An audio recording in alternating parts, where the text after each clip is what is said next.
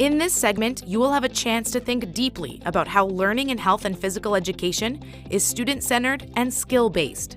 We will hear from educators about how they support the needs and abilities of all students. We need to be thinkers and explorers along with our students, and we need to kind of co-construct that learning. So I need to get to know them, and I need to put them at the center. So really student-centered, it's about them. I need to think about what their strengths are, and I need to make sure that I'm engaging all my students. Inquiry is a great way to be able to engage students and bring their voices into the classroom. So finding out what it is that they're interested in. First and foremost, as a teacher, you're a real live person and you have concerns too. And it's admitting as a teacher, I don't necessarily know the answer to that question, but let's find out together and guiding them through the research process, because that's a huge component across the curriculum.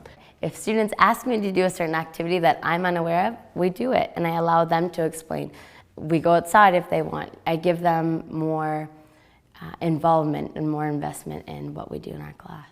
In that student-centered approach, we're still using our learning goals for where we want our lesson to go. But the success criteria, the co-created success criteria that you can come up with your students is exactly where they're able to have the input. Students start to feel that they have voice in that class, and as they start to really consider themselves as central to it, and they start to think about who and where they are and what they need, they really start to take ownership for the learning. In health and physical education, the learning is focused on individual skill development, meeting students where they're at and helping them learn and grow from there. Knowledge we can get at the drop of a hat or a click of a button or a search on Google. It's really important that our students have the skills to know what to do with that knowledge. So teaching games for understanding is a model that moves more towards skills. So for example, games can be broken down into 4 different categories, where they're looking at net wall based games, or they're looking at invasion territory based games, and they're able to see why they're learning these skills, but at the same time they're building in that strategy piece, so that as they get to be playing the actual game itself, they've already done all the lead-up activities that make them successful in that game, and more to the point, they understand why they're doing it. So by giving kids skill-related development, it's allowing kids to see that these are skills that they can take and use for a lifetime. The knowledge that they are able to communicate and the skills that they're able to demonstrate and the understanding of strategies is awesome. So we don't have the behavior issues, we don't have the class management issues. We have instead kids that are engaged, kids that want to be there. So through conversations, brainstorming sessions, we're able to identify what students of all skill levels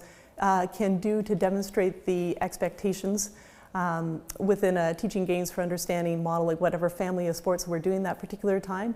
As a result then, regardless of their background, students are provided with opportunities for success, and oftentimes that success translates into more fun, and that fun leads to greater engagement and perpetuates that partnership in a really positive learning environment.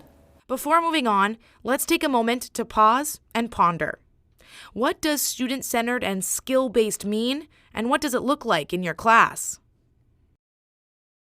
For an example, a jumping activity with a primary grade 3, if they're jumping over certain things, we could stop the activity and just discuss how they might change the activity, how might they make it more difficult. And we always put choice on the table. So in this corner you could do this activity or this activity. And I have students teach that skill. Something I did this year was I did a whole year science inquiry, which started on the brain. Since it was inquiry, it was nice because the students drove the learning there. And where our inquiry on the brain ended up going was it really took us outside, which was awesome.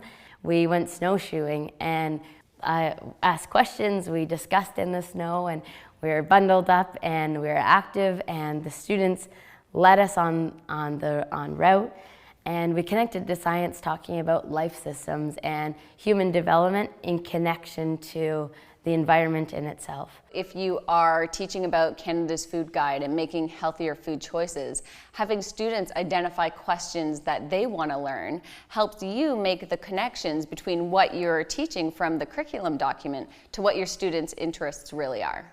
Providing them with an opportunity to do a peer assessment and even self-assessment. So looking at the assessment as learning and for learning, they become more attuned as to what are the next steps and what the next steps look like, so that they can be independent learners. A student's readiness to learn depends on their physical and emotional development, their interests, and experiences. Having multiple entry points for any given activity allows for all students to demonstrate their learning and reach their full potential. If it's important to teach it, then it's important that all students get it, they learn it. I have to differentiate my instruction. Some students will learn by doing, some students will learn by viewing, some students want to go away, read and sift the information. I have to honor that. Coming from an athletic background, I actually always started with skill-based learning because that was what I understood. But I always expected students to be here sometimes and not necessarily know how to scale it back.